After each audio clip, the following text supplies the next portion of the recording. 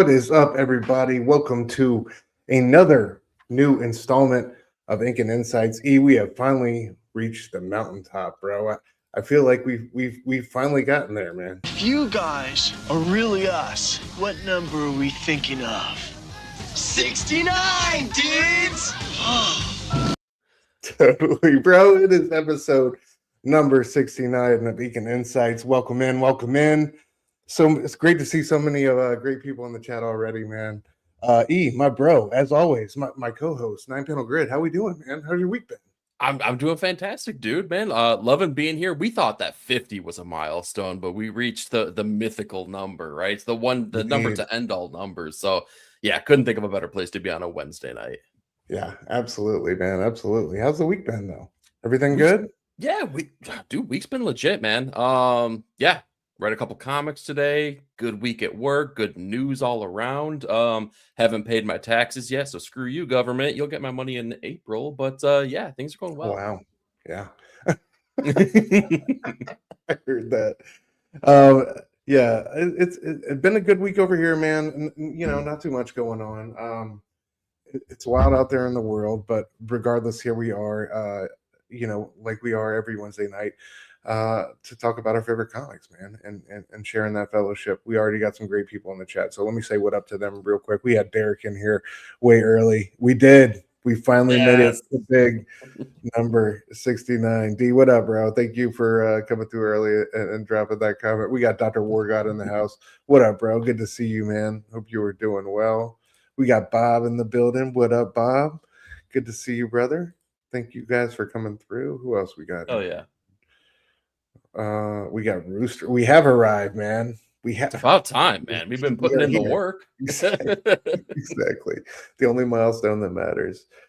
We got Simpleton in the building. What up, brother? He said he's doing fantastic. Guess he didn't hear Mike Richardson got canned. Yeah, we're gonna get to it. We'll get into that, man. I'm fake it till you make it, brother. We're gonna get to it. We got Pete in the building from Most Dope Comics. Pete, what up, brother? Good to see you, man. Thank you for coming through. We got Brother Joe in the building. Brother Joe, love you, man. He says, you guys know I'm here, even though I don't know what's going on. It's all right, bro. We appreciate you clocking in and hanging with us, man. He's constantly playing games, though. He likes to say he doesn't know what's going on. I think he knows more than any of us about what's going on. Indeed. He's got the crystal ball. Yeah. So, what up to Bro Joe? Sending you light. Hope you're doing well out there in TV land tonight, guys. Happy new comic book day. Thanks for coming through and hanging with us. Yeah, we're gonna get into it. Before we get to we're gonna get to the Dark Horse news. Before we do, hold on, let me go ahead and try to share this properly. I thought we'd watch the Lanterns teaser that dropped today, guys. Why not, right? With all due respect, we've been training for what, 2 months? And I haven't even worn the ring yet. This has got me so hyped, by the way. You're just a fucking substitute teacher. You're not ready to get F-bombs everywhere. I love the F-bombs everywhere. All right.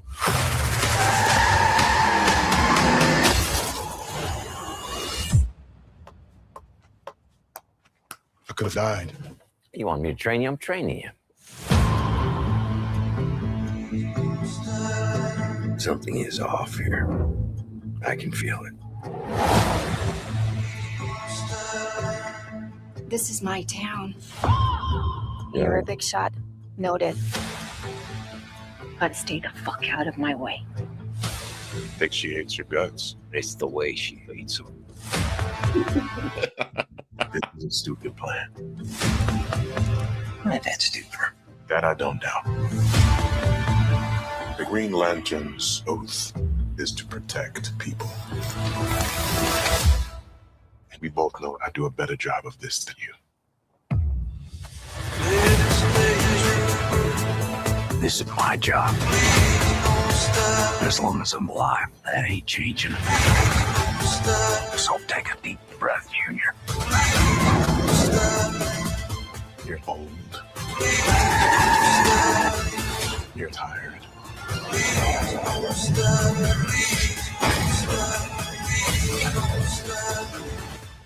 And your time is up.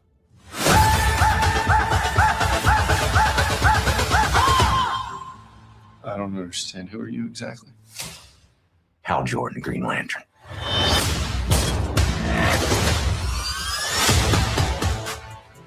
Ooh, he's a bad cop. Have you ever talked with the other lanterns? I'm the only human. They're aliens. One of them's a fucking squirrel. One of them's a carrot. I am so freaking pumped for this Yeah, show, dude. man. I did not think it would have the tone that they showed off in this. I'm so here for it. And it makes me rethink the entire way that I've ever trained an employee too. I just got to go for a joyride and piece out of that car and let them figure it out. Well, what have I been doing? Yeah. Yeah, wild scene. What do you I just hope it's not one of those situations where we're like withholding the powers to like the last couple episodes though. You know what I mean? The lanterns powers like are literally like the limit to your imagination. So I hope it's not something where we're kind of like tamping down on that. Regardless, I love the grizzled tone of it. I love the like the F-bombs and all that being dropped everywhere. Again, Marvel, what are we doing? This is what we want. You know what I mean? Mhm. So and I think the casting choices on both sides of the ball here are impeccable. Homeboy's voice, just as Jon Stewart, ugh, like Right? got me really like in this teaser trailer more so than like anything before. So super hype. Yeah, Dude, Kyle Chandler, it is an awesome, he's a underrated machine, actor, man. right? He Like really is. if you know him, you probably know him at the very least as Coach Taylor from Friday Night Lights, the TV show iteration of that. But dude, there was this show on Netflix that the name is escaping me now. It was him and Ben Mendelsohn that played brothers. The first season of that show was just like was fantastic. Sissy Spacek played their both of their mothers. There's this troubled family who's trying to hide shit from their past and stuff like that. But dude, like I'm really stoked. I really like the way he's playing Hal Jordan as this. He's a bit of a loose cannon, right? Like he's got that high boy mentality, but he's not like, he's not Ryan Reynolds, right? It's not that gleeful, joyful version. Like it's just the, it's the my way or the highway kind of thing. It's so good, man. And the powers don't bother me at all. In fact, I'm so glad that they showed so much restraint here. They're like, well, you don't even need the powers. Yeah. I want the powers though. Come on. I need the powers when we're talking brass tacks. We'll get there. We'll get there. But it goes to show they're not relying on it. They got something good going. True. That's going to be the cherry on top. I think they did a great job with it in Superman and Guy Gardner's powers. Okay. Like it was very, I thought the middle fingers popping up out of the and and like when he was people out. slapping tanks around, that was super dope. It was. And like he, blacking out the windows, like there was nice like efficient uses of it there. So yeah, it's a stark contrast to the Guy Gardner Green Lantern. You know what I mean? I love this other side of the coin we're getting. But that makes me think too, because he's just like, I'm the only human Green Lantern. So I wonder if this takes place before Superman, before Guy Gardner got a ring. Don't know. No. Good point. Good question. We will soon find out. Let me see what the chat had to say real quick before we move on. Brother Joe said 69 is a good number because I'm turning 69 in a few days. Hey, that's right. Happy birthday, bro. Oh, yeah. Bro Joe. The big 6'9". You shouting out Grand Crabber Comics. Yeah, I've shopped with them before, dude. They're great. Yes. Oh yeah, shout out to them. Beat shouting out Guy Gardner. There we go. What's going on with that? That was the one thing that raised an eyebrow. I don't think so. I don't know. It seemed like a little bit like it did. He puts his ring on. It was on the dash and it was and aims it toward. I don't know. Yeah. Omega in the building. Omega, what up, bro? Good to see you, man. Hope you're doing well. Thank you for coming through. Powers of cursing. You can only have one sense of rooster. Give me the fucking cursing. Right? Make them human. Of course you can, War God. We're here for you, bro. Let's hear it. Yeah, absolutely. In the meantime, though, let's talk about it. News broke today. Right? It was today. It was just today. Yeah. Dark Horse CEO / founder Mike Richardson, after 40 years at his baby, at the spot that was Image Comics before Image Comics, right? This was the creator-owned, creator-driven comic book brand. At Dark Horse Comics is out the door, man. The new owners have canned him, and they're bringing in a new boss from this Middle Earth Entertainment. That's literally what it's called. So they homeboy has experience. I'll get to it in a minute. He has experience in gaming and obviously Lord of the Rings with the namesake. But yeah, man, this is you know, this is It's a bummer, man. tectonic plates moving, right? Yeah, this is a big bummer because this guy, when we were talking about it in the back chat before the show, man. When you go back and look at like all the books and the titles that this brand has brought us over the years, it's kind of tragic to see him forced out after he sold his company to these people a couple years ago. So it's the Embracer Group, right? I think that's the name of it. Right, which seems to be this this big conglomerate. But a couple years later, here he is getting pushed out and somebody else getting brought in. But yeah, I don't, we can talk about it all day, dude. But let's just talk about some of the early Dark Horse books, Hellboy and Sin City, and what were some of the ones that were the most impactful for you as a comic book fan? Well, I mean, I think it's impossible to not. I mean, think about, okay, let's just do the math here, right? 40 years. That takes us all the way back to 1986. And you think about 1986, again, we've done shows on it talking about how it was like a magical year, I mean, everything in the universe aligned for that year. And he must have seen the writing on the wall, because when I think of Dark Horse, I think about the Legends imprint. I think about names like Frank Miller, right? Bringing over Sin City, kicking Sin City off with the imprint. Big Guy and Rusty the Boy Robot, Hard Boiled doing work with Jeff Darrow. I think about Mike Mignola and everything that is the Hellboy universe. But like jumping off with the Hellboy universe, bringing people in like John Byrne, who helped Mike Mignola in crafting the very first Seeds of Destruction story arc for Hellboy's character, right? Like Mike Allred, right, getting his jumpstart with the character of Madman.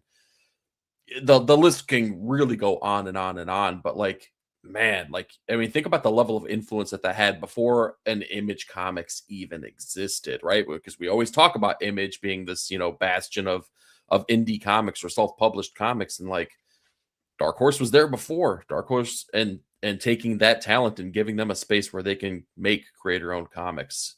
It's a huge loss. It is. It's just an astronomical loss. What jumped out for you, though?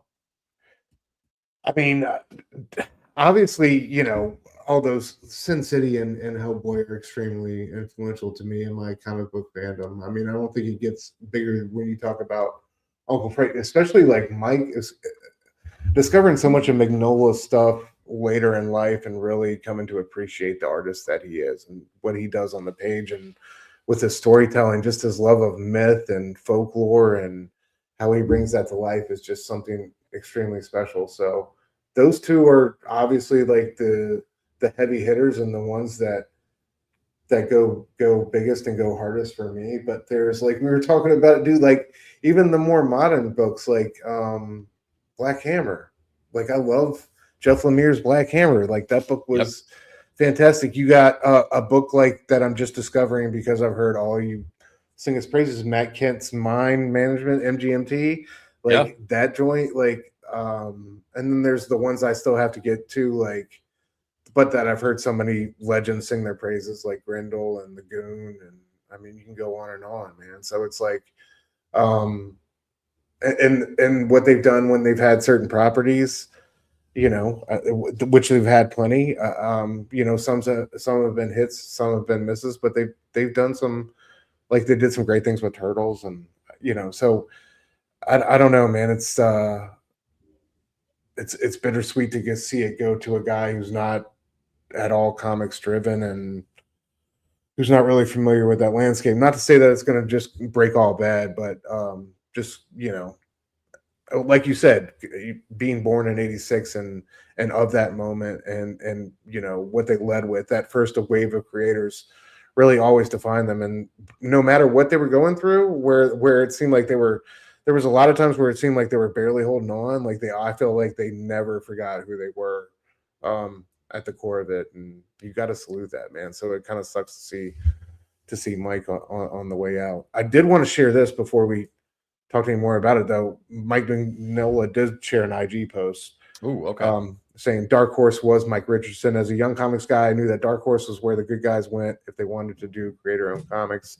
It was the only home I ever considered for Hellboy. Not that I actually believe Mike would want Hellboy, an uncommercial artist, me, and a very uncommercial character and a silly name and a tail, Hellboy. But he trusted me and actually agreed to publish without really even knowing what it was all about. For whatever reason, he trusted me, and for 30 years, I think he meant to say there, he left me alone to do what I do the way I wanted to do it. I don't believe I would have gotten that treatment anywhere else.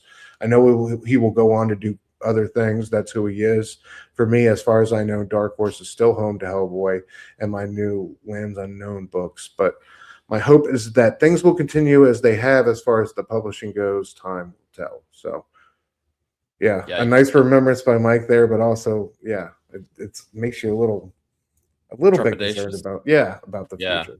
Well, and it's very telling now because Matt Kint had brought his Flux House imprint to Dark Horse, and I feel like, I mean, it was in a matter of minutes you heard, oh, by the way, Flux House is moving to Oni Press, and I'm like, you were just what? But wait, what happened? And I think that maybe the writing has been on the wall for a little bit. You know, another thing that comes to mind too, though, especially right now, because Vertigo is so in the zeitgeist of everything that we're thinking about and reading, and you know, in the comic book landscape. Let's not forget, when Vertigo went away, he gave Karen Berger a place. So I'm sure there was more of a partnership, as you know, not so much as giving it a place, but Talk like about it, though. The Berger imprint lived at Dark Horse, where she was able to kind of continue that train of thought and like cultivating that talent the same way that she did at Vertigo now with Dark Horse. So again, I mean, I can't say enough about Dark Horse, man. Like they've like held such a special place in my heart for comic books, and it's Dark Horse isn't going away, but it feels like the soul of Dark Horse is departing it, and it's we'll see where it goes, you know. Like Mike said, time will tell. Indeed. Would you say you're cautiously optimistic? I wouldn't at all. I reserve that for when the sentiment is true, and right now, not so much. Not so much, brother. Yeah, me and you both, man. Yeah, business is a motherfucker. All right, here we go. Where God's spilling his heart out. Let's hear it. Let's listen in. I met the woman of my dreams, kindest, most gentle and loving person I've met in a long time. Pretty sure she's into me as well because she blushes a lot when I talk to her and almost grabbed me. A couple of times, here is the rub. She has a boyfriend. The guy seems like a selfish clown. I'm willing to wait for him to drop the ball. That's how much I care about her. Is this healthy or should I move on? Man, tough to judge, tough to say. Yep. I would say don't stay too attached, bro. That would be my recommendation. If there's somebody else in the picture and you're there waiting in the wings, I don't think it's ultimately going to be a good look long run. Now, if he moves on and she turns out to be single, then I think that's maybe you can put the full court press on a little bit more. But yeah, man, I don't know. With a boyfriend in the picture, regardless of how you think things might go, just I think it's a better bet long run to not get involved. You don't want to be getting all up in the middle and being the home wrecker. My personal advice. Yeah, don't be the catalyst for something like that happening. Again, this is unsolicited advice from someone who's not a therapist or a licensed professional. But if the thought's already there for a potential partner, let it play out, right? Strike when the time is right, as opposed to in the moment. If it's meant to be, it's meant to be. Amen. But yeah, let me see what else.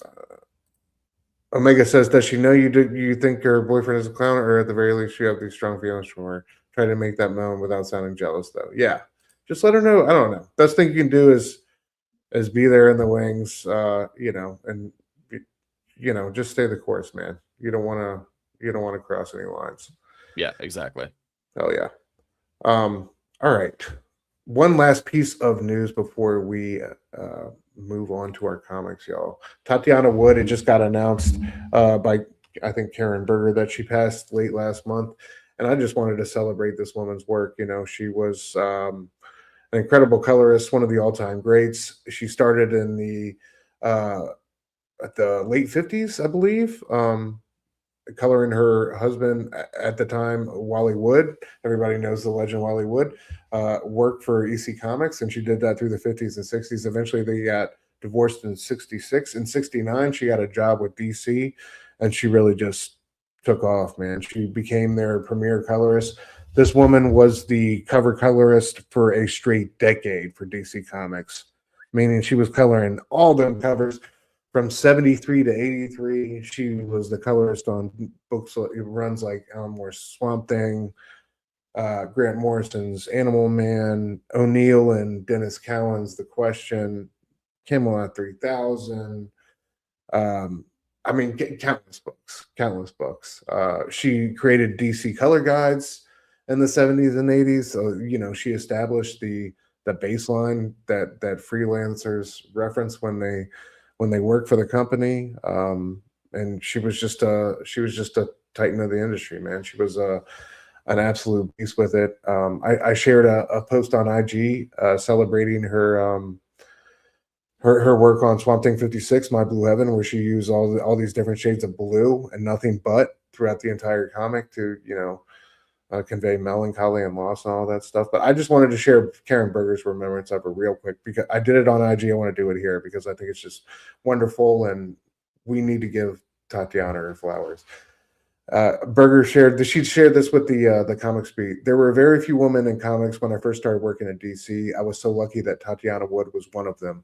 I was fortunate to become friends with her. She was like a cool bohemian aunt. She had jet black hair, brilliant blue eyes, wore colorful printed caftan tunics, and eclectic jewelry.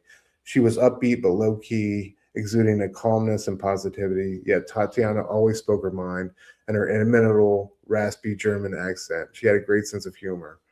We lived near each other on the Upper West Side, and I'd often ferry her color guides back and forth to the office. She was a night owl, and if she had a tight deadline, she'd drop off the guides at my tiny apartment before I went to work. Sometimes I'd hang out with her at her at her smoke-filled, roomy fifth-story rent-controlled walk-up, where we'd eat chocolates and clementines over easy conversation. She was a dressmaker and weaver when she was younger and had a massive loom in one of her rooms. Looking at Tatiana's color guides was something special, especially on Swamp Thing, her tour de force. I learned a lot about the art of color storytelling from her. I also learned a lot about life. We remained friends long after we both parted ways from DC, and I always appreciated that. Rest peacefully, my friend, and may your memory be a blessing. So I just want to say RIP to just an absolute legend. And yeah, man, just wanted to give her flowers, man. Tatiana Wood, 99 years old. So she lived a beautiful, full life. Yeah, no kidding, man. There she is with Wally back in the day. Yeah. And then there's just some of her work there, right there on that's one of her most famous pieces on That's Swamp Thing 24. Dude, early in the there's something so magical about the color guides, right? Like, I'm glad that you brought that up. I love that stuff, but seeing the usage of color and how they use that CMYK printing method and how they toyed with the colors, like, I mean, that's such a perfect example of like the special thing that we get from those older comics, those back issues from the 80s and before too, man. And yeah, so it's such a great shout out, man. Such a great person to highlight here. That's obviously had an impact on the industry. Absolutely, brother. Yep. Just want to shout her out. So y'all go read some Swamp Thing. Go read some Animal Man. Yeah, in her memory. But shout out to a legend. All right, bro. Let's get into it. I'm gonna lob it to you. What do you want to talk about first, bro? Ooh, okay. All right. I guess I'm gonna start off with the oddest one of the bunch because I haven't spoken to anyone really about this. I think maybe we had talked very briefly about it, but let's talk. Is Ted okay? #1 from Dave Chisholm. I was really excited for Okay. this. Yeah, I became hip to Dave's work from a Miles Davis biography that he had written and drawn. That was really good, and it made me want to go back in his bibliography and try to like find out all the other stuff that he had done.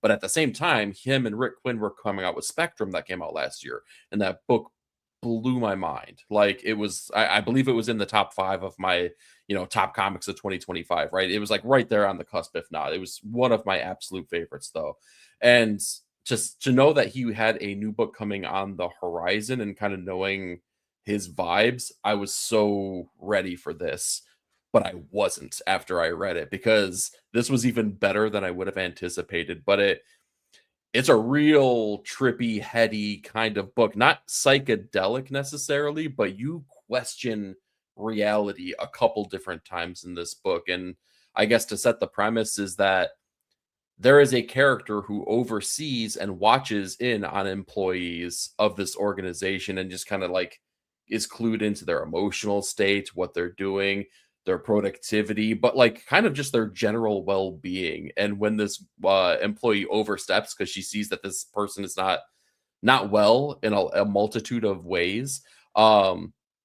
calamity ensues, including the person getting burned alive but not dying and not being damaged or injured at all whatsoever. It's the best comparison I can give is the one that Dave gives himself in the solicits of this. It's like Severance in comic book form, and it is so very true. If you watch the show Severance, it is that kind of workplace bizarreness that I feel like you're getting from this from the jump off here. I've spoken enough, though. Stu, tell me all your feelings on this. Yeah, it's a bizarre ride, man. I mean, I feel what you're. I don't. There felt like there was lot of modern day echoes, right? With the whole you're in the whole cubicle life. I loved a little bit with the eyes all on the screen the whole time, like just the pair of eyes always watching you. That felt super relevant and topical. Yeah, it reminded me a lot of Night City, right? In some ways, with there was tinges of it, yeah, right, with the double life parallels and stuff like that. Super dope to see the crazy him like incinerate the whole accident, like at the alien with the alien sign and him like drifting between that sign and like a hallucination. That was a really well done and well rendered page by Chisholm. So it's a bizarre, a quizzical story, but I hate to compare it again to Night City, but like much like that one, the artwork, alone is, I think is a selling point and would have me engaged. But like the story is like super attractive and relatable on one level, and then like super bizarre and just like I'm so lost in it, but I want to figure out the mystery at the end of the day. So I'm here for it, and I think it's a perfect Mad Cave book, and also like the covers, dude. I know we're gonna get to it here and later, but goodness gracious, like they've done a great job. With the issue #1 packaging. So. Yeah, and to say that there's tinges of satirical ideas is probably an understatement, especially because the dude works as what appears to be like maybe a graphic designer at like an ad agency, and some of the ads that you're seeing I had to pull these up to remember what the soldier one was dude. Yeah, unborn soldier bonus, mothers to be, commit your fetus to military service for $2 million. Another that was one, awesome. There was ideas of Big Brother as well. What was it like? I think that was the eyes, the all eyes on you kind of thing. Where was it? Come on. Yeah, paranoia protection. You don't really know your neighbors, do you? It's like, yeah, there's a lot of trippy things here. It's got like almost a Philip K. Dick kind of feeling to it. It does. So if you could dig on that, this will be the book for you. Oh yeah. What about you? Right. I will go with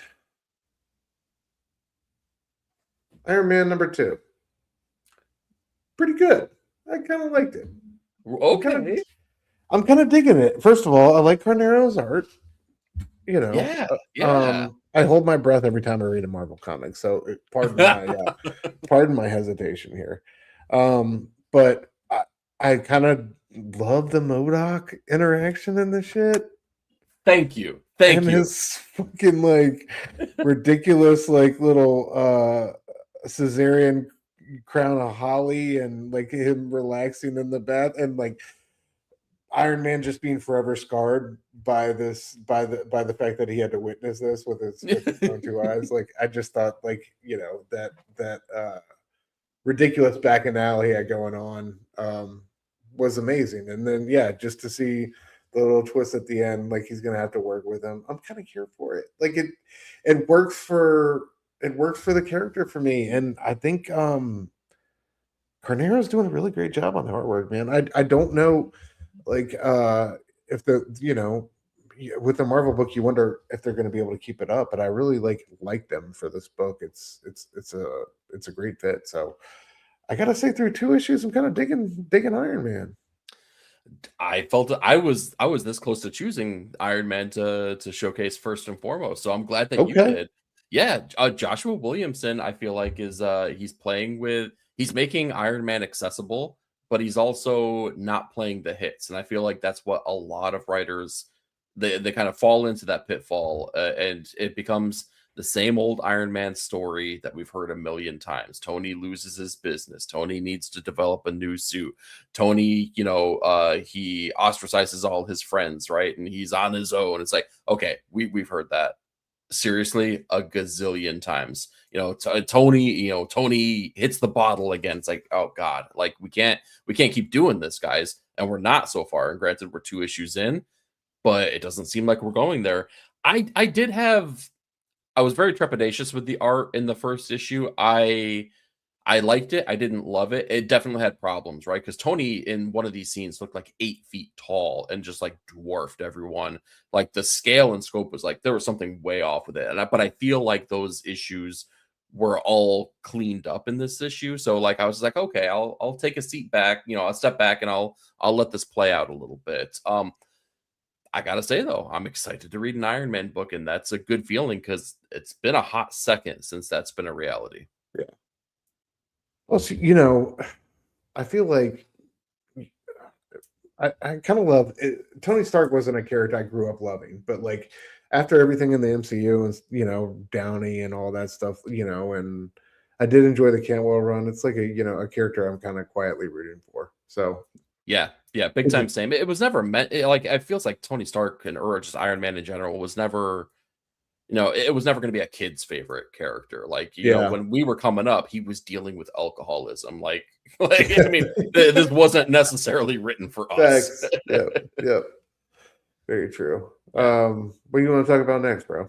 Let's see. Let's talk Escape, because I feel like we could kind of maybe breeze through it, which isn't a bad thing necessarily, but it's kind of just a breeze of an issue. We both kind of were glazing this issue on the best comics of the month. It's one of my picks. Yeah, exactly. Milton the Menace, bro. Milton the Menace, dude. We finally, I feel like, got to see his prowess, because I feel like he was very he was headstrong in the first issue. They knew what they were doing, and he was going to get the job done. They were dropping bombs. Everything was going smooth until it wasn't. And ever since then, it's been on the run. Like, he's been getting the crap kicked out of him. He's barely making it out alive. He's hunkering down with people that are letting him hide in his place, but like nearly getting caught.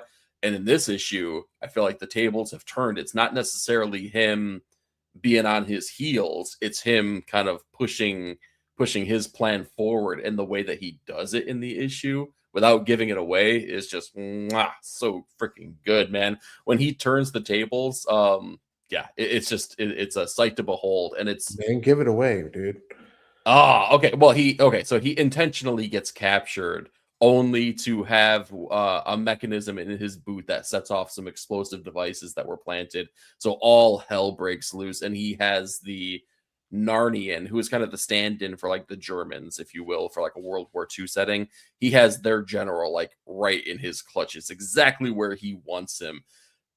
all of it though is really made manifest through Daniel Acuña's artwork, which we both just like applauded because it just looks so good. It's one of the best looking comics that you can get. And again, it's an anthropomorphic comic, and I swear to God, like I just lose myself in it.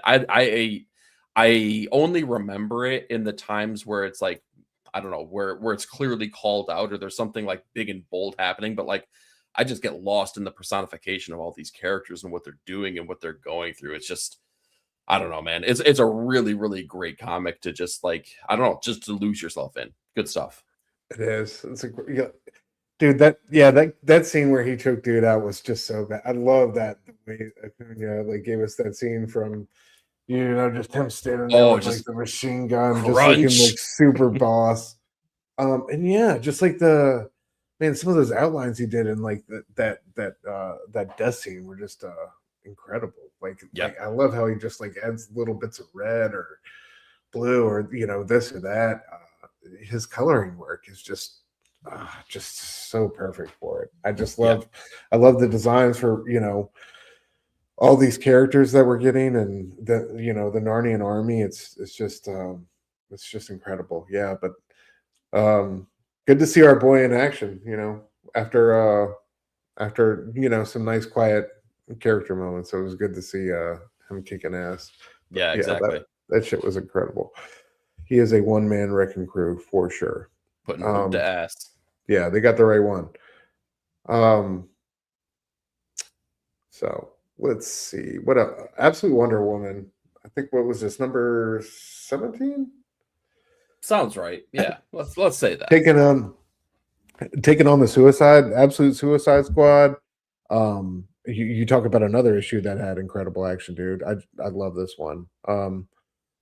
Love them touching down and her like just walking towards the action while everybody else is kind of running away from it. And love Zatanna coughing up the parasite and and all of that and teleporting herself out of there. And I just love that sequence between her and Diana. And then Diana just whooping ass with Giganta and the rest of them was badass. But more insight on Veronica Cale and I think you guessed it right with the mini Starros.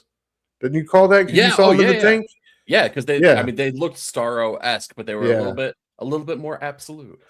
Yeah, and then I thought the reveal of Zatanna's father Giovanni was fucking badass. I just love Hayden Sherman's design for that character. I was blown away with it.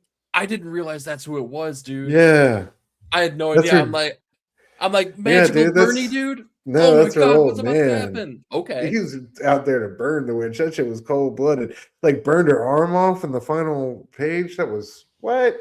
Yeah. So like between this and the Absolute Wonder Woman annual we got last week, bro. Dude. Yeah.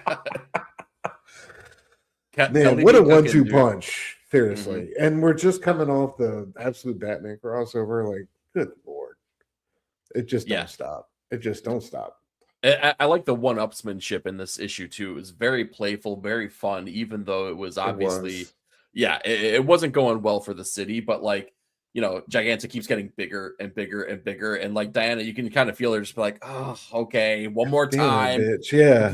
It gets bigger. Then, like I love the has to get her like isolated, and I love when Sherman went big with those shots. Like it took me back to Diana fighting with the Tetracide in the beginning, those like awesome epic shots.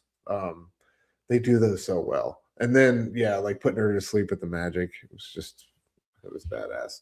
Yeah, really, really good issue. Yeah, can't wait to see where that one goes, dude.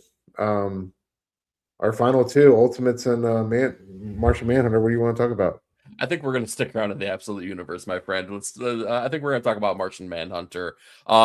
I think the second arc is arguably stronger for me than the first arc has been. Man, it was such a fun issue because we have the new character, his new partner, if you will, the character of Despair, right? Who is like just joyfully jabbing at him constantly, but drawing him deeper and deeper into the pools of his namesake, being despair, and just being like, the world's against you, dude. Nobody likes you. Everything's going to hell, but I'm in your corner.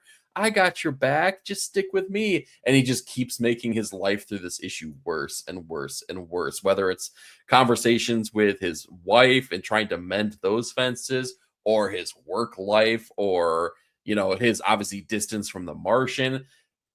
And that's the weirdest thing, is that that's the most comprehensive part of this, and the most grounded part of this issue is this big purple extra dimensional being, you know, kind of drawing him into the pits of despair. That's the most grounded part, because then when you start talking about the actual Martian Manhunter and the vivisection that takes place, that's being conducted by Uncle Sam, or maybe the thought patterns of the visage of the United States and what it means, it's Dennis Camp being Dennis Camp, and I can't quite figure it out. But I'm here. I'm buckled into the roller coaster, and I'm waiting to see where it takes me. Yeah, just such a bizarre, like, the story like continues to be bizarre with the, you know, John's walking around asking these people, if you dream green again, call me. It's like, okay, you crazy motherfucker, whatever, get out of my house. You got it. Yeah. And then, man, like you said, that operation sequence is just like some absolutely incredible comic booking. Yeah, I just think between like what's going on there with John's kid, like the back and forth, and then that scene where, like, you know, the explosion of all those like Firefly type things, and then like the cleanup afterwards, you know, and interspersed with the conversation with despair, you know, it was, you know, this isn't, you brought me to a funeral, you brought me to an autopsy. And I don't know, I love all the layers in this book, and just watching Javi go nuts issue to issue has just been, I know. And I think you don't have a book that's like a first of all, that has like a better series of covers and cover A's and variants, but also just like that's just like an absolute work of art that I think you can come back and visit. Like, this whole thing should be an exhibit at a museum. I mean, it's just the way, like the way he's chosen his color palette and kept the aesthetic so tight, but also introduced new elements. It's just been an incredible feat to me. It's just, I love seeing it. And, you know, issue in and issue out. It's going to be sad to see it go at the end, but regardless, this thing has been so special, and I love that it's an absolute book. You know, it could be a lot of things at DC. I love that they made it an absolute book. Yes, me too, man. It's just so good, man. And again, yeah, I'm glad that you called out Javi. Similar to Daniel Acuna, and something I need to make sure that I don't neglect is that when we talk about colorist of the year, these artists that color their own work, my God, they look real nice. They look real nice. Javi deserves all the flowers here, I think. It's just been incredible. Yeah. All right, that leaves us with one. Another Dennis Camp book. The Revolutionary Manual. I adored this issue, right? We essentially, you know, it's the whole Revolutionary Manual title at the beginning is a bit long-winded and a little bit of false advertising. But regardless, it's incredible to see really Luke Cage and his squad of you know, B team superheroes, or wow, you know, ultimate. Come on, bro. Name one of them. Do you know one of their names right now? Give me one. Yeah, Iron Fist. No, I'm talking about the ones he had backing him up that we thought were getting killed, but then Wingspan. Oh, all right. Yeah, how you feel about yourself now? I mean, B team. Like you got lucky. I did. That was the only one I had. All right, I respect it. You got one, so you answered the question. But yeah, and regardless, dude, how great was Ballistic Sam Guthrie, right? Not Cannonball, but Ballistic. Yeah, like, what a jerk, dude. I knew I never liked that dude. Such an asshole. Yeah, the Guthries are problems, dude. And I love how what's his name? Acosta, Sunspot's dad, like, you know, the founder of this whole super, he had like a little paunch. He had like a little belly to him. And Yeah. that scene where he's powering up or whatever, and he's like, "How do I look?" And Emma Frost is like a light in the dark, my king," or something Yeah. like that. But yeah, I love how they get the upper hand at first, but then eventually they just get completely annihilated. It's just been so badass. I love like the struggle and the triumph of every issue that's going on in the Ultimates, man. Between this and the previous one with the Detroit literally coming to life as like a kaiju. What? That was dope. That was Dude, so dope. that was Yeah. fucking awesome. Yeah. So yeah, this book just continues to sing the best Ultimate book far and away to me. Yeah. Well, and here's what I'm gonna say and what I'm gonna do, and I shouldn't do this, but it's just true. If this were an absolute book, Luke Cage and his people and his story would have been its own book. It would have. Man. Or because there's ideas that should be explored here that don't get the page count that they deserve. And I think that's my biggest critique of this, is that it kind of felt rushed. It either felt rushed or I just wanted more, right? One way or another. I'm not sure which version of that it is, but one of them is true. And I think that's we're getting underserved by just getting a little snippet into Luke Cage and his crew's journey. Yeah. Yeah. No, I love the whole prison reform, whole aspect of that. And, you know, the leader he's been. Yeah. Since Yeah. his introduction. And Dude, seeing the juxtaposition too with, like, I mean, you were talking about the paunch with DaCosta, right? Like, you can see the dude's been resting on his laurels, and like it was nice seeing the difference between those two things. I think that was important.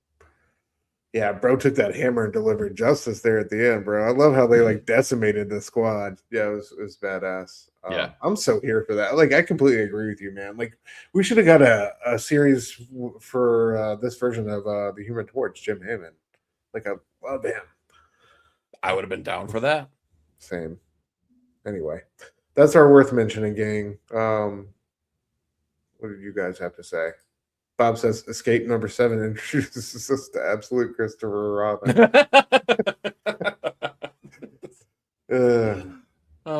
And rue the day you cross him. At least Milton was wearing pants, though. Winnie the Pooh, he ain't wearing pants out there. Yeah. Simpleton says, let's talk about what comes after Martian Manhunter. What is it? Have they announced it yet? We know it is. I think it's these two working together. The way Camp was phrasing it, you know, the end of the Manhunter announcement, it sounds like they're coming back together. So I can't wait. I can't wait for whatever it is. Shoot your shot, man. What do you think it's going to be, or what do you want it to be? I guess. I don't know, man. I don't know. I got a complete blank on that one. Ooh, I haven't heard any. I mean, what do you think? Do you think it's gonna be like a next level, like tied to a character, or do you think it's gonna be something wild and exotic like Vertigo? Or I hope in proper Vertigo fashion they bring back an undersung character that maybe plays with ideas that I think that people like Dennis Camp and Javier Rodriguez could have fun with. You want to shade the Changing Man book? Is that what you're saying here? Don't act like you know me. I'm not mad at that. I would be so happy for you. Oh my gosh. Oh, Simpleton. Simpleton's he's got a really good one. That's a heater. I would love that. Holy shit, that would be awesome. Yeah, I would not be mad at any of those ideas. I feel like that's because I'm sorry, not Javier. Dennis said it was something that they could not pass up on. Like, just could not pass up on. So I don't know. Something tells me it is something that has a lineage with Vertigo. It feels like there's so it's something. Excuse me. It's something that got pitched to them. Well, rather than. Well, Scott Snyder or Joshua Williamson or both, whatever the case may be, I remember them saying, like, having basically like this, basically they brought the toy box out and they were just like, hey, and y'all got ideas for these people. And that's how Scotty got Lobo, right? And that's how, all these teams got created. It's like, yeah, I got ideas for that person. I got ideas for that person. So I have to assume there was a toy in that toy chest for them. Damn. Okay. Yeah. You can't wait. Dude, yeah, Bob whatever says it is. Constantine. I mean, I'm I here don't- for Constantine. I'm here for Yeah. Doom Patrol, like something said. I'm here for anything. exactly. Like, yeah, the world is their oyster, man, and Yeah. we're just living in it. Just give me more of those too. Yeah. All right. Let's start the show with the conclusion, at least for the time being. Kieron, you coy little SOB. Of Yes. the Power Fantasy issue number 16. We see the end of things, as it were, to put it mildly. Yeah. Eh? Yeah, maybe. Yeah, this one was incredible. Made me think of Avengers Endgame, right? The snap, the ramifications of a Okay. extinction level event. But yeah, what did you think, man? We're finally here at issue 16. we get our dramatic ending, but all is not as it seems. Of course, there is going to be more to come, but and it's very clever how they give us that. But what do you think now that we're here? Now we're here, that at the at a stopping point of sorts. It's so funny, dude, because like if you don't know, which like silly you if you don't know, but like we talk ad nauseum about power fantasy, Yes, we not do. just on camera either, guys, not just on camera. And I think we all we're waited with bated breath here. Like, what is going to happen? What is this mythical issue? And like one of the things we've praised through and through with these issues is that it leaves you on these cliffhangers that are just extraordinary. Like they're so freaking good, and they just make you. It demands your attention, similar to whatever just dropped on Stu's desk. Yeah, you're clinking around. Sorry, guys. Yeah. But what happens in this issue, I feel like, is we get at least like 4 of those moments. Like the way that the issue plays out, you're like, oh crap. Like, I mean, within 3 pages, I feel like we're saying to ourselves, oh crap. Like portals are opening up to a hell dimension that require like the might of the very few remaining atomics at this point to close up. And it takes a lot of sacrifice too, because homeboy is just dropping his influences, I guess, Yeah, it's right like on souls right there. Yeah, dropping those puppies right down into hell to plug that hole to make sure that not all of Earth is sacrificed, but a lot of it does. So like that's it just keeps leveling up and amping up. Like every 3 pages you get like, oh no, oh no, oh no. Like it was an incredible way to finish this off, because it was at both times an easy solution and an extraordinarily difficult one that I didn't see coming. Like I saw some of these parts, but I could have never come to the conclusion that they actually come to. Facts, dude. And it's crazy to see. So basically, right, for those of you who don't know, sorry, excuse me, guys, I've lost my place. We go back to, Eliza getting pushed down into hell by Valentina, and then we get the portal sealed by the pyramid. But Eliza, is dying's consciousness was basically, they called it like fingers trying to grasp back onto a cliff that it's falling away from, right? And so that has ramifications the world over, what are known as the acts of God, like these giant red rocks dropping in the middle of town, like there's these like islands of weird demon eyes, and of course there's people just being crystallized or whatever, hellbound by Eliza's Ooh, hellbound, I like that. Yeah, there you go. By Eliza's dying consciousness, and one of these folks is Masumi's partner, and we see finally we've seen everybody else get busy. We have not seen Masumi get busy. And bro, I was sleeping on her girl, and I went back just earlier yesterday, and I was reading issue number 2, right? And it's mainly focused about Heavy, but at the beginning they got that breakdown, the superpowers. We see glimpses. ATN, Masumi, and and Brother Ray, Heavy Harris, are the only 3 in a category by themselves. And Masumi's nickname is Deconstructor. I was like completely asleep on her abilities because you know I knew she was a problem, but just her sounding like a kaiju didn't really you know I didn't think it was going to be that big of a thing. But then she sees you know her dead partner and completely transforms. And dude, how fucking magical was this transformation by Caspar Wijngaard? Freaking brutal, dude. Like, and we've seen, we saw shadowy good. versions of this. Like, I did an entire series reread before this issue dropped to prepare myself. So we've seen glimpses, but I didn't know those glimpses were the thing that we thought it was until we got this issue. And then seeing Masumi in full form, the Destructor. Whoa, dude. This, I feel like Caspar needed to do Homesick Pilots. Like Homesick Pilots crawled so this could leap tall buildings in a single freaking bound, man. Like, oh my god. Let me tell you too, the subtle little artistic cues that we get in everything that is in this series. The series is defined by the power symbol that you have, the semicircle with the line through it.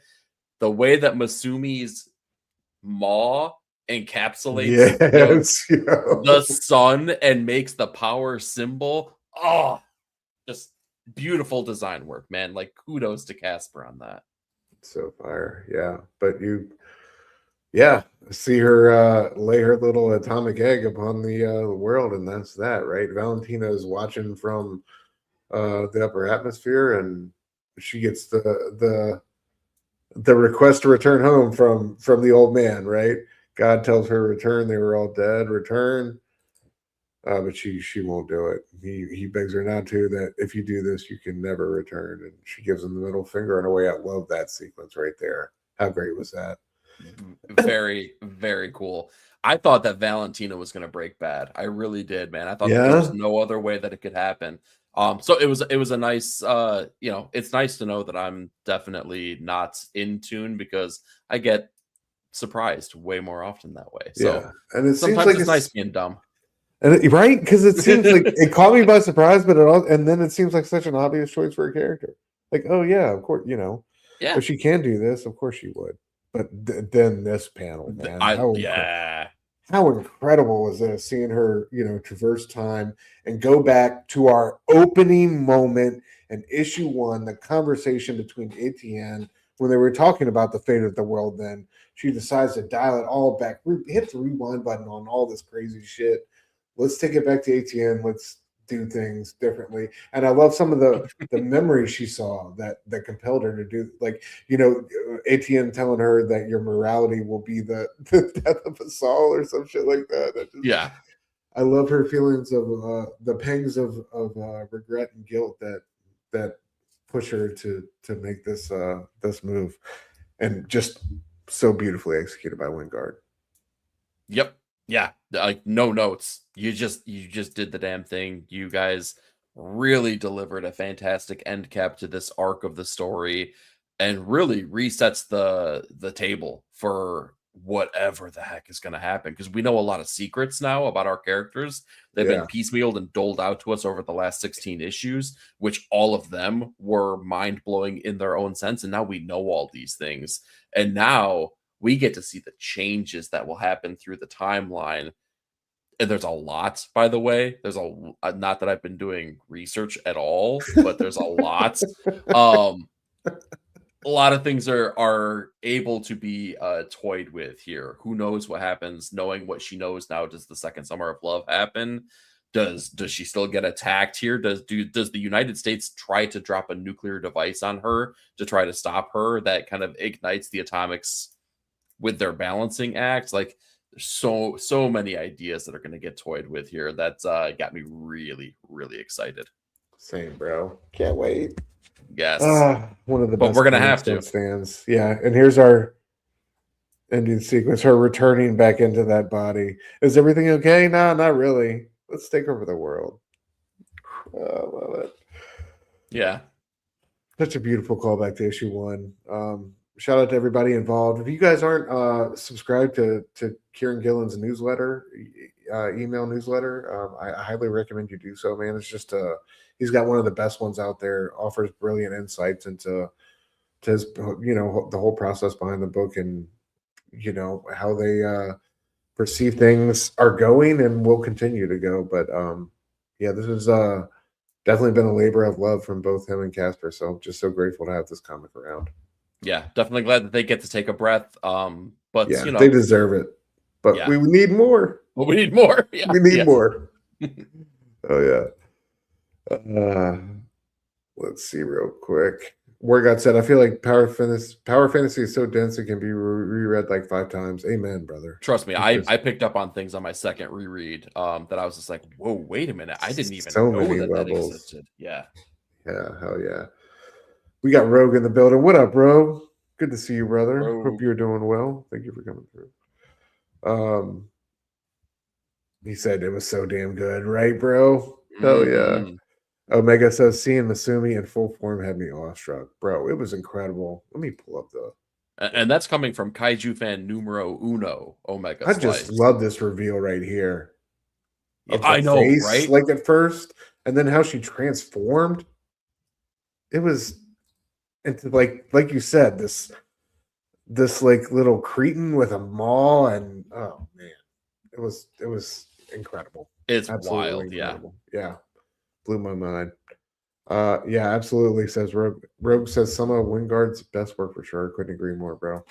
I'm standing on the ledge of getting a sketch cover from Caspar for the Power Fantasy. I mean, I am just waiting for a strong breeze to push me over, and that sucker's going to be mine.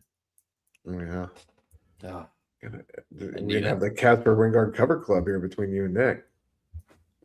Maybe. Yeah. Yeah.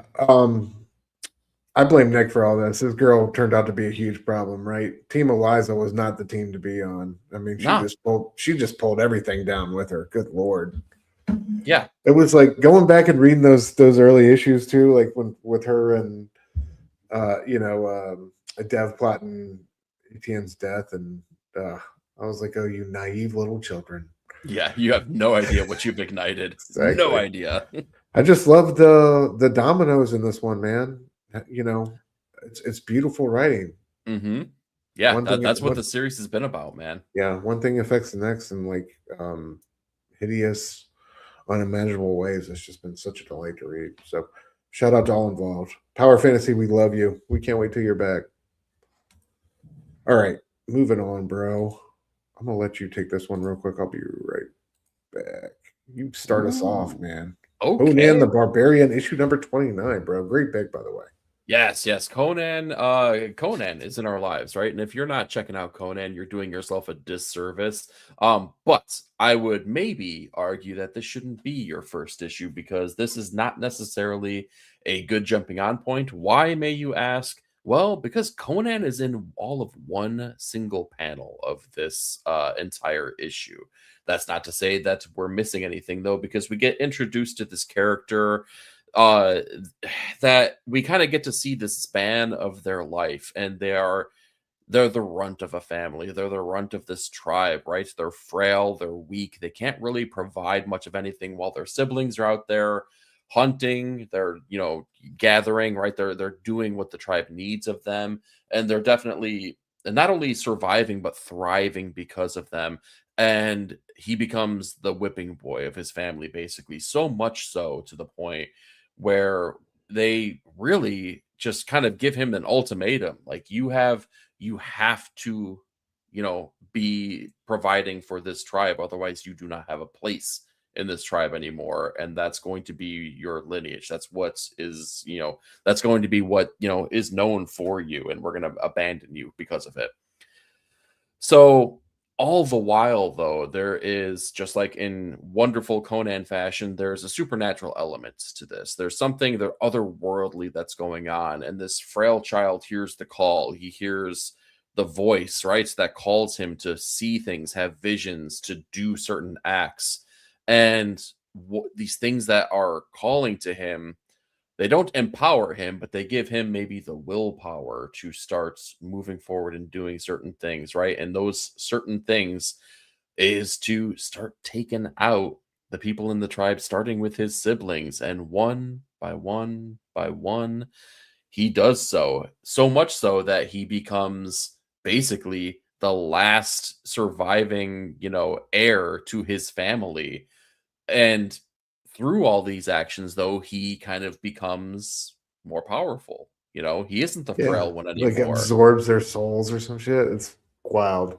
Yeah, exactly. So, he starts to have a little bit more wherewithal and prowess and gets stronger. So much so that his father takes him out for their ceremony, right, to become a man, where they need to survive for 3 days, only for it to be revealed that the father had suspicions of what was going on in the past and Yeah. had, he had an uneasy feeling. And when all is revealed, um, the dude makes his move, right? And unfortunately, he's not enough to withstand what his son has become at this point, whether by supernatural powers or whether by just sheer might or maybe just hatred takes him out.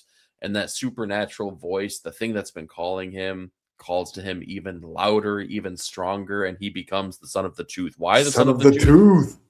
Because he's been gathering the teeth of the people that he has been killing since he was a young, frail boy, as keepsakes, if you will, of the deeds that he has been doing.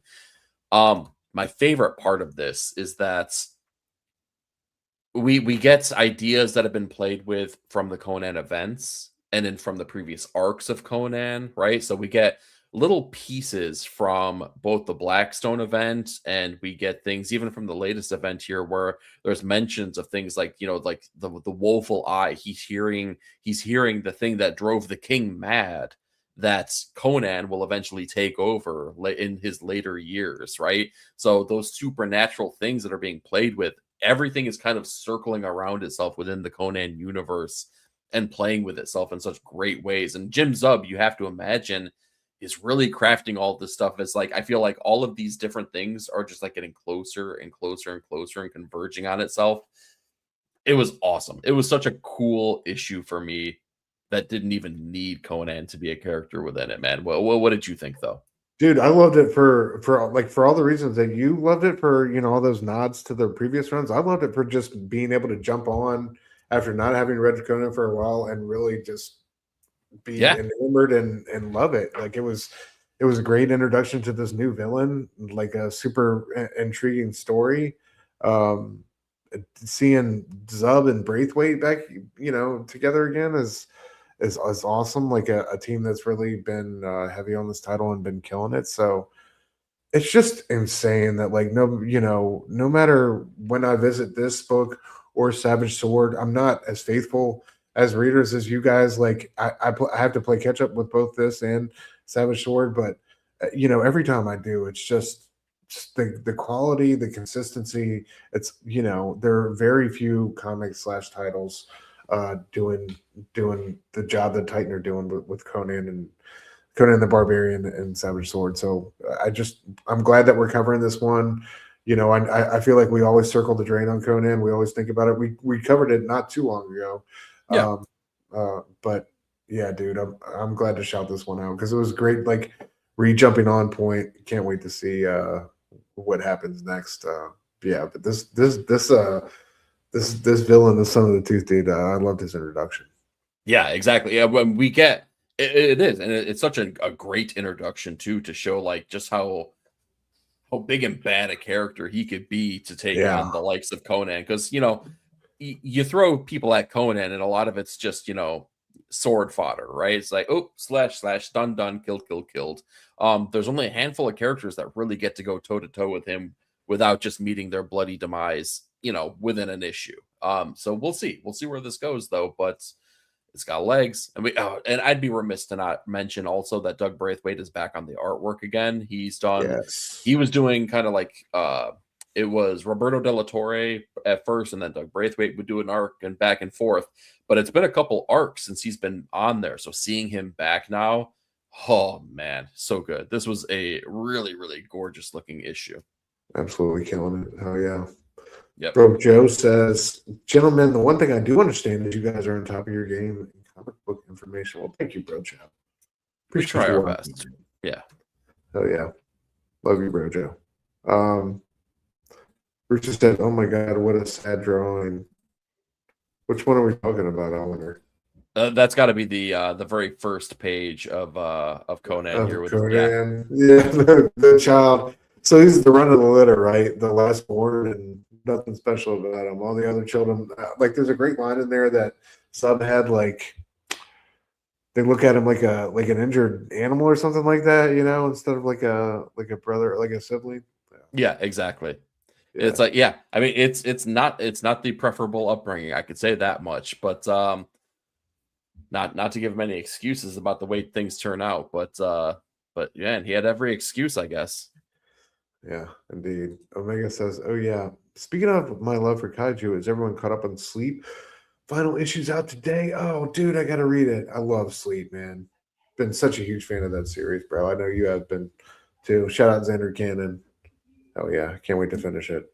Yeah, y'all, both of you have been the reason that I want to go. Gotta read it, bro. You can tear through I'm telling you, you can tear through them issues in 10 minutes, man. It'd take you no time. Dang, it's like that. Okay, yeah, maybe it is because it's a lot of silent storytelling. So okay, yeah. I would highly recommend y'all check that out. Xander Cannon Sleep. Bob said, "Omega, I got 1 through 6 in $1 bin." I'm like, "Oh yeah, dude, that's the way to do it." Yeah. Xander's writing and drawing that one, so definitely recommend it. All right, last book of the evening, dude. Another my favorite Vertigo offering so far. Condon and Phillips debut, The Peril of the Brutal Dark, and Ezra Cain mystery, #1. Yeah, dude, this one is. I mean, we were talking about, or at least I was, our love for like those pulpy comic book movies of the 90s. Like this one felt like one of those. Like this felt like straight like some Dick Tracy action, right? We got some. Oh yeah, I love the supernatural element we had in here. I love the. Taking it back to the 40s detective life, like it felt so authentic to the point we had guys, "You'll never get me, Kappa." This case is mine. COPPAH. Like it was incredible, man. This one checked all the boxes for me. I was engaged the whole way through. I thought Phillips did a incredible job, especially because a lot of the storytelling was on him in this one, and these action pieces and crazy car chases and shoot 'em ups and stuff like that. So it was, dude. I said it before when we covered, what was it? I think we were talking about that Texas Blood or something. Nobody does gunshots to the face like Jacob Phillips, man. He's one of the everything dead and dying. Yeah, everything dead and dying. He's one of the best in the business when it comes to that gunplay. So, seeing whether it was like that old dude getting gunned down in the hallway or the dude getting sniped in the car, like you can feel those moments. And the car one was pretty brutal. Yeah, that was badass. But yeah, I'm already in love with this world. I love the mystery we got going here. I love how Ezra Cain's on all these different sides of it, and just automatons and what the anvil of Hephaestus, and yeah, I'm here for it, dude. All the way in. How'd you love it? A lot.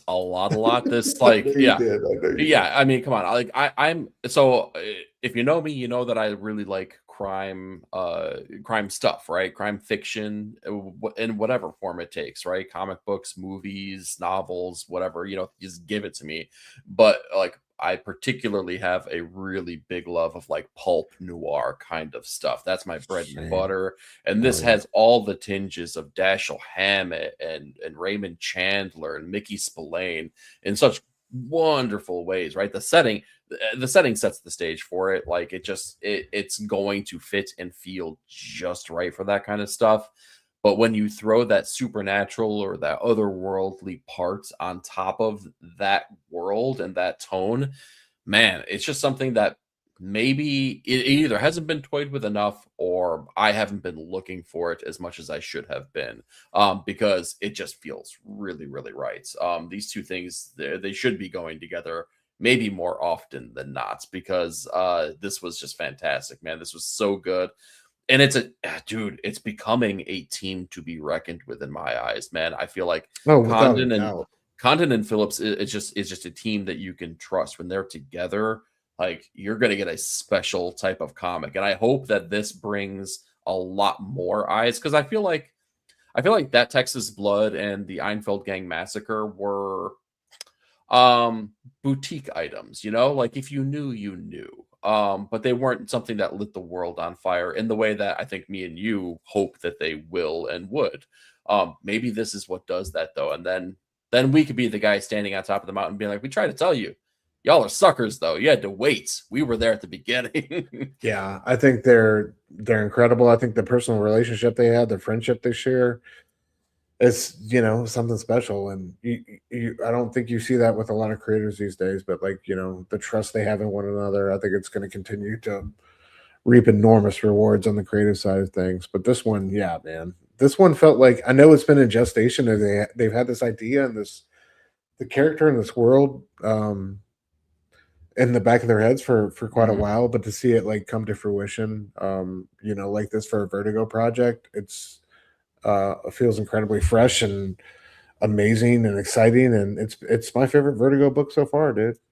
I gotta say, like, it's, you know, Bleeding Hearts was great, but this one is, I don't know. There's something about that noir nostalgia that just like calls back to my childhood that I'm always a sucker for, and this one also is just some great comic booking and great storytelling. And I just I already love the world I'm inside of, and I can't wait for more of it. So I hope this one goes on for like ever. I hope this is like a 40-some issue series, dude. That would be amazing. It would be. I know for a fact it's not though, which is a bummer. Well, because so this series has already kind of been in the can, right? They worked on this during COVID. How many issues are we getting? That I don't know. Maybe 6, maybe 8, something like that. I know it's finite. I hope it's 12. But then Chris Condon also signed on for that Marvel exclusive contract. So, but so yeah. I mean, congratulations, Chris. Yeah, yeah. Get that money, Chris. But you know, I'm not mad at you, bro. Feed your family. Yeah. When the time is right, I would be willing to bet that Ezra Cain has a new mystery that he needs to solve. Amen. That's what I can say. All right. But you sound like you got inside knowledge right there. What you got something you want to tell me? No. I mean, but that's we know the way the industry works. He signed an exclusive. So he can't work for DC. This has already been stuff that's been worked on. It was already done. So they just said, "Here you go." Then he signs, and now he's got to wait, right? Like, so if they want to, this started on their Patreon. I guess if they wanted to, they could do the double dip again, release it on their Patreon, and then all of a sudden it becomes a Vertigo book. I kind of doubt that they would do that, especially if this gets the eyes on it that I think both of us hope it does, right? I want this to blow up. So we'll see. There's got to be a meme for that situation, like signing to Marvel right now for an exclusive contract while DC is doing their thing, and it's just some guy in a miserable situation passing like a party boat or something, you know what I mean? Yeah, no kidding. You know, gotta be careful with that timing, dude. I mean, look, they got Chip, they got Chris. We'll see what happens. Someone's got to be a catalyst for change, right? Maybe it's Chris. But I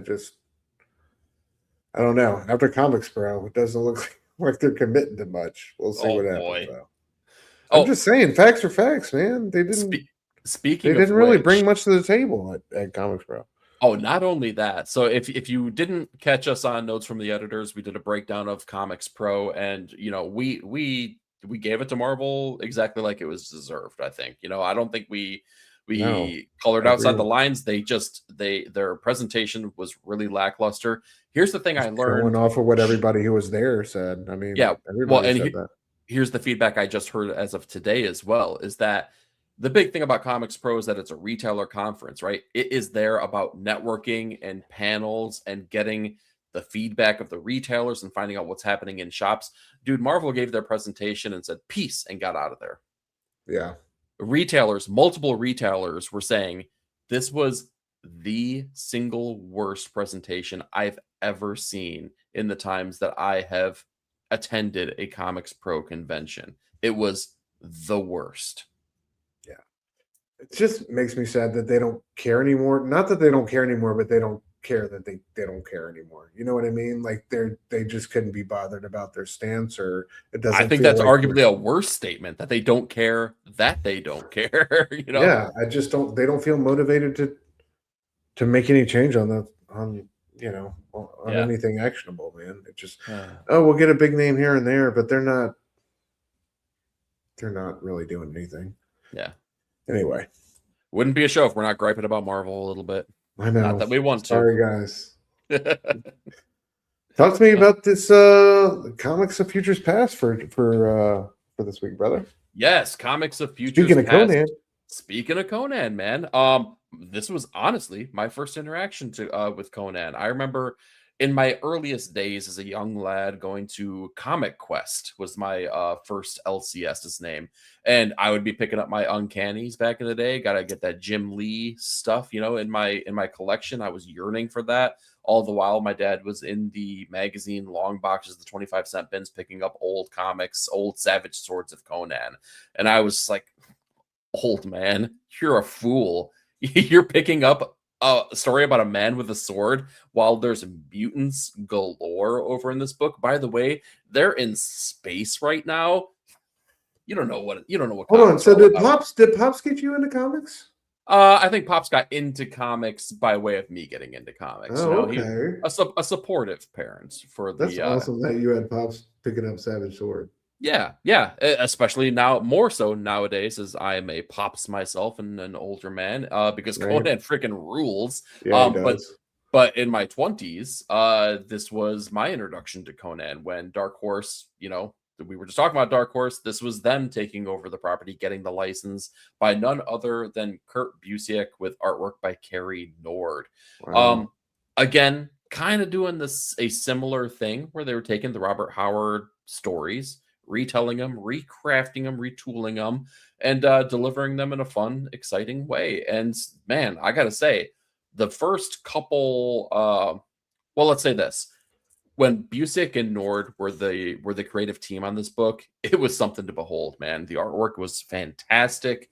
You got really compelling storytelling from Busiek. He's a great writer. And for him taking on a verbose character or a verbose narrative that Conan tends to be, it totally worked out, man. Totally passes all the tests of a Conan story that you would want, with beautiful visuals as well.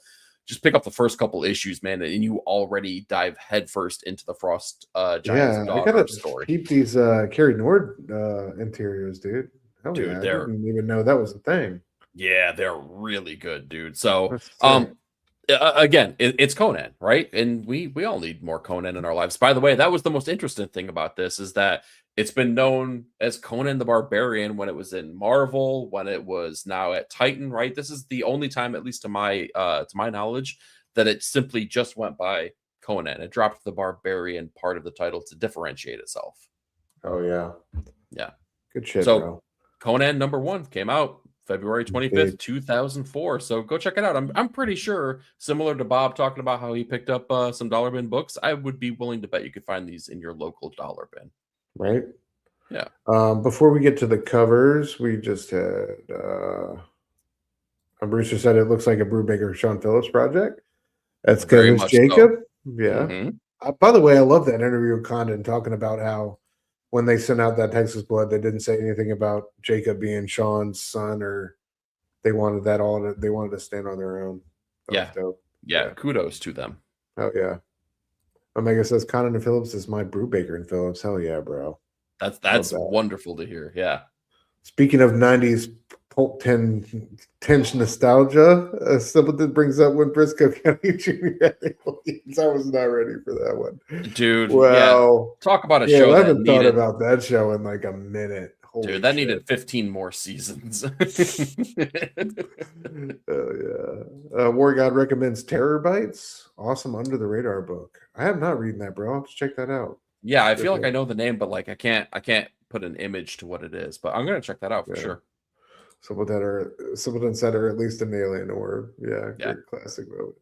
So we get six issues in the break, and then 6 more issues down the road, according to the man who says Dark Who too soon, dude. Yeah, Ouch. Have some respect. Seriously. Singleton. Kick him in while he's down already. All right, moving on. Let's get to our covers of the week. What you got, brother? I love how yours all had like these.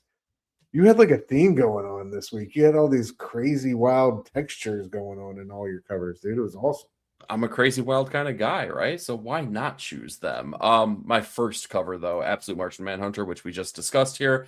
Dan Hip, dude. If you're not hip to Dan Hip, you better check yourself before you wreck yourself, because man, this dude he's been quietly putting out amazing stuff forever. He really has, though. I would encourage everyone, go check out the Amazing Joy Buzzards from back in the day. It was like a 4 to 6 issue series that came out from Image Comics that he did.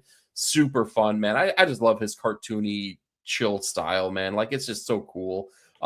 His IG is fantastic too, man. Especially like during those like art challenges, like Battober and stuff like that. He's putting out awesome stuff.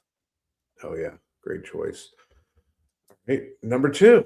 Our boy Jim Mahfood doing the barbaric variants. And again, psychotropic, psychedelic, craziness galore in the fashion that only Jim Mahfood could do. I'm kind of curious. I don't know who colored this cover, though, but he's been working with Mike Spicer a lot recently.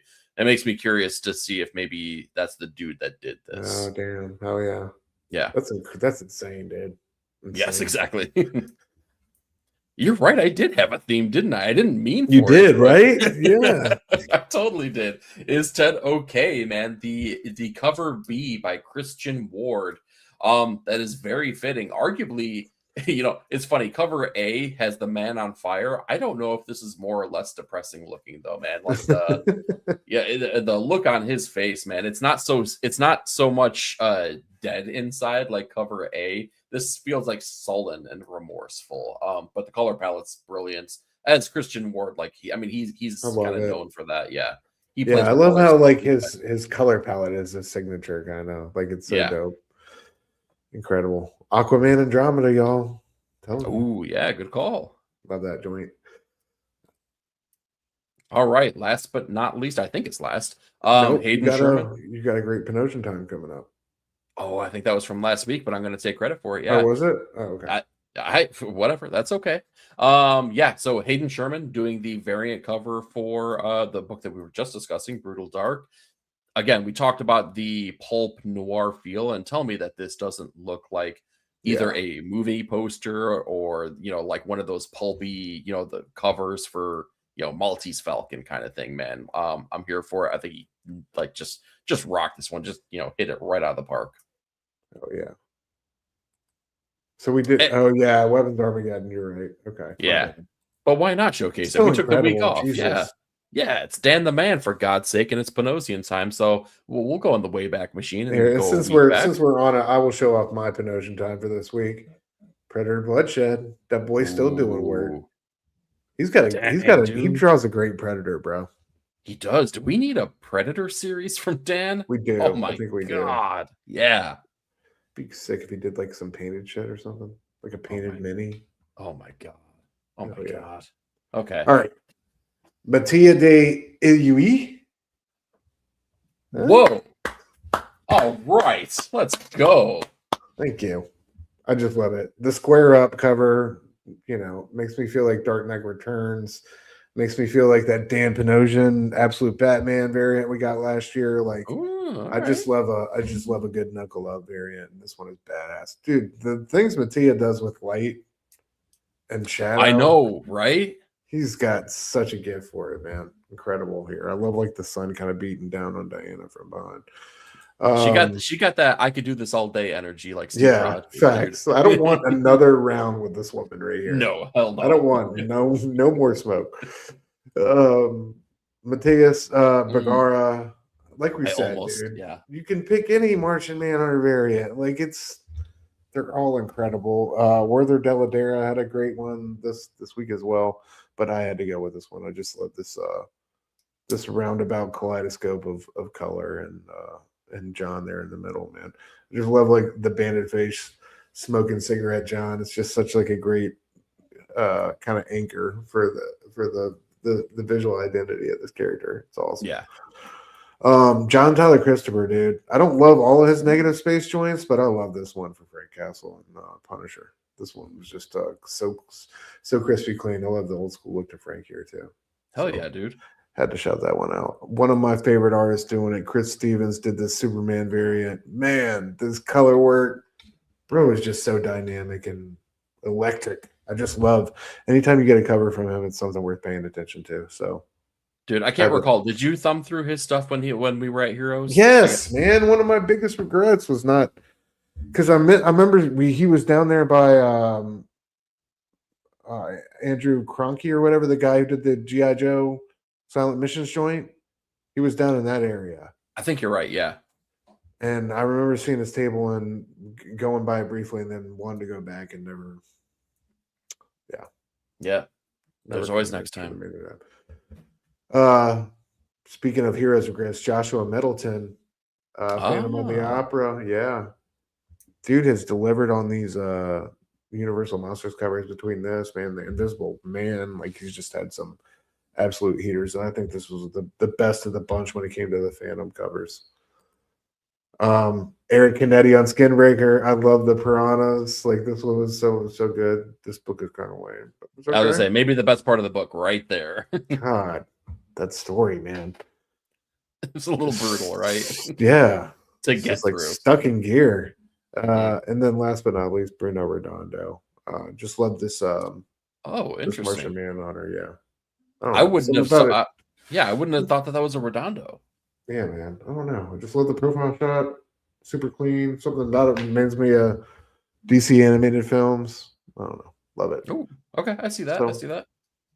Dude, we got a monster of a week this week. No what kidding. What are you excited for? / what have you read that is blown your oh wait, the fucking Sacrificers is back? Yeah, dude. Let's go. Rich get richer this week. Dude. Damn, right? Like, Yeah. and we had last week was so generous. Like, it's great to have a couple back-to-back bangers. No kidding. I feel like we needed that. Yeah, we usually start off the month a little slow, so I'm here for it. Dude, like, honestly, everything is exciting. I mean, I'm going through the list of books that I have to read, and like maybe there's a couple where I'm like, okay, I'm open to being surprised. But dude, like, I mean, it's one of those weeks on paper where sometimes you can predict, like, that's probably gonna be my top pick. I don't know. I have zero idea what's gonna be my top pick, man. We get the ending of Beneath the Trees, we get the ending of DCKO. We get the introduction of the Joker within Batman proper and Fraction's title there. I mean, like, what? Like, I don't know how I'm supposed to choose all that stuff, right? And who knows what's gonna happen in Sacrificers because we're building towards something. I've only read 2 issues so far. DCKO, banger, absolute banger, and Poison Ivy, equally so. You know, different vibes. Very, very good though. Very good storyline that kicks off with Pamela in a new role. Yeah, so Poison Ivy was incredible. I'm so here for it. I love her as the mayor and all that. Like, I can't wait, dude. I feel like we're gonna get a giant Batman appearance or like we have to a few issues, right? Now that she's how do we mayor of not? Gotham, I'm so here for it. And dude, and the funny thing is that's the least of her problems, which she keeps creating over and over and over. She's a hot mess. Yes, Absolute hot mess. But she's our hot mess. Indeed. Yeah, what about you? What are you looking forward to? Beneath the Trees.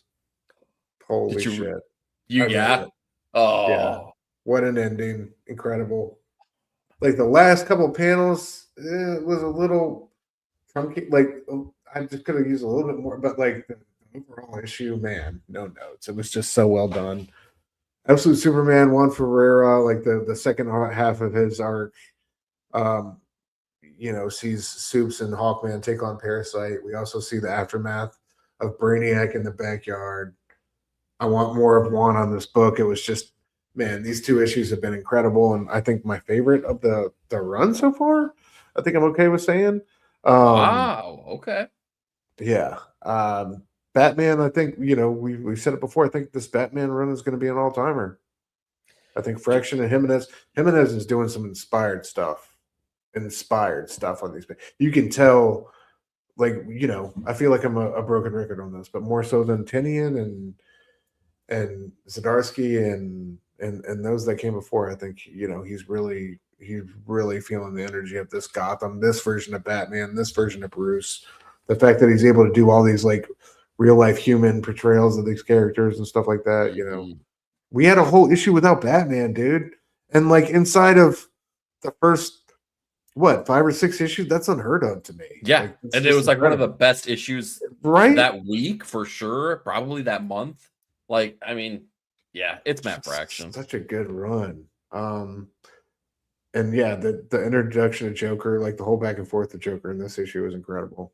Like, really, and you think you got Joker. I know I feel y'all with the Joker fatigue. I'm right there, and God, here it goes again. But this was different. This was interesting. This was, Oh man, this like pulled me in. It was fantastic. So okay, can't recommend that one enough. Yeah, DCKO, incredible into the event. Like all these books have been great, dude. All these DC books out this week that I've read have been really, really strong. Can't wait to see the Sacrificers come back. Well, let me see what else I'm forgetting.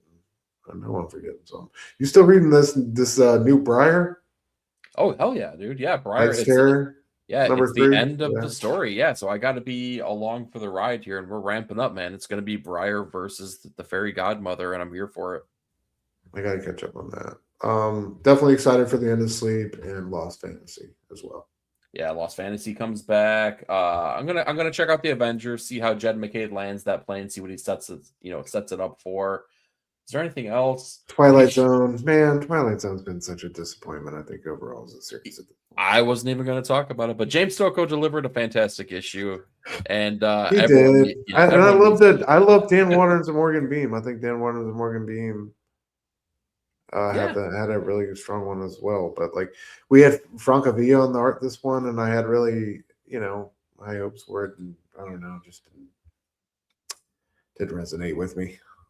Well, I'm excited to dive in regardless. We'll see where I land on this. Yeah, we got at least a couple more issues solicited so far. So yeah, good stuff though.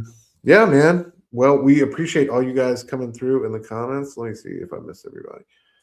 Bob said, "Has anyone read Digger? You read Diggery?" No, I have not. It's not pinging my radar. So Bob, hit me up. Let me know what I'm missing. Yeah, he's interested in Batgirl's New Blood Magic. I haven't heard about that. Yeah. I know that there was a new arc that just recently popped off, and I know that I think they're really trying to tie the Gotham titles in together under this banner. Whatever. Oh, okay.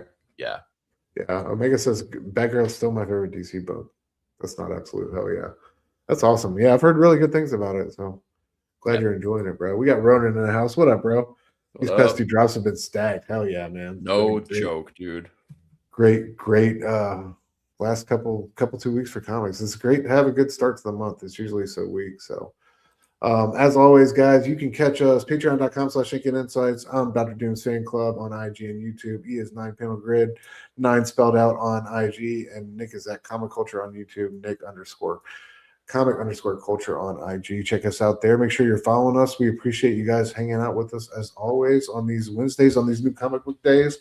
Trying to shed a little love, light, and positivity out into the world as we talk about these comics we love, man. So thank y'all for joining us for this incredible, memorable. Are really us? What number are we thinking of? 69, dudes! Oh yeah, issue 69. Love y'all. We'll see you next time.